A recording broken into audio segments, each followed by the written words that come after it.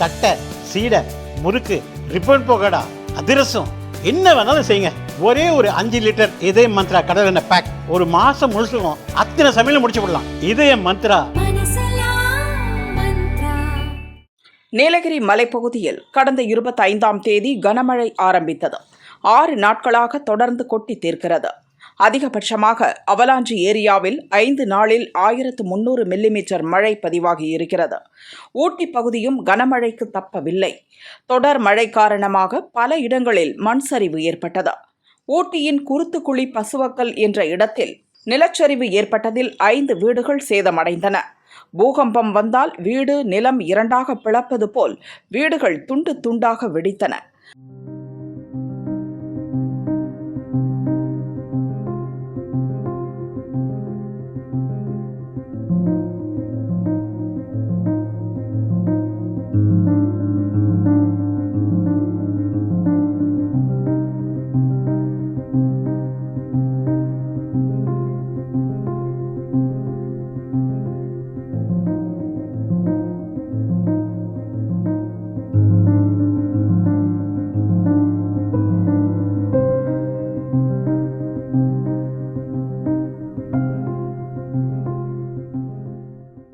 குறிப்பாக தோட்டத்தில் கட்டிய பிரம்மாண்ட வீடு ஒன்று பல துண்டுகளாக பிளந்து முற்றிலும் சேதமடைந்து விட்டது.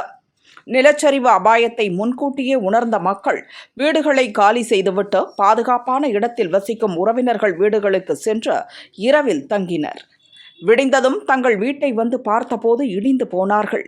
அந்தரத்தில் தொங்கிய வீடுகளை பார்த்து கண்ணீர் விட்டு கதறினர். பாதிக்கப்பட்ட மக்களை பேரிடர் மேலாண்மை துறை அதிகாரிகள் மீட்டு முகாம்களில் தங்க வைத்தனர். வீடுகள் சேதம் குறித்து கணக்கெடுத்தனர். அதேபோல் சேதமடைந்த வீடுகள் குடியிருப்பு ஏரியாவை விட மேடான இடத்தில் இருக்கின்றன. கனமழை தொடர்ந்து பெய்தால் அந்த இடத்தில் பெரிய நிலச்சரிவு ஏற்படும் அபாயம் இருக்கிறது. இதனால் பாதிக்கப்பட்ட இடத்துக்கு கீழே இருக்கும் குடியிருப்பும் கடும் சேதத்தை சந்திக்கும் அபாயம் இருக்கிறது. இதனால் அந்த பகுதியை தொடர்ந்து பேரிடர் மீட்பு படையினர் கண்காணித்து வருகின்றனர்.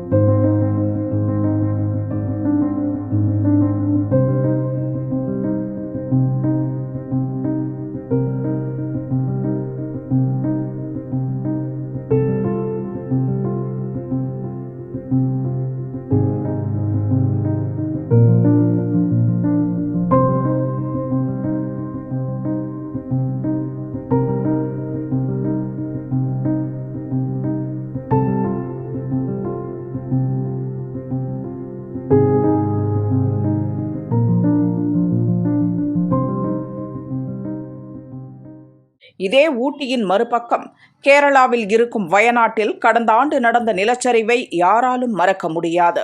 பல உயிர்களை காவு வாங்கியது. அதே போன்று ஒரு துயரம் நீலகிரியில் நேர்ந்துவிடக்கூடாது. மாவட்ட நிர்வாகமும் மலை முகடுகளில் வசிக்கும் மக்களும் உஷாராக இருக்க வேண்டும் என்று ஆர்வலர்கள் கேட்டுக்கொண்டனர்.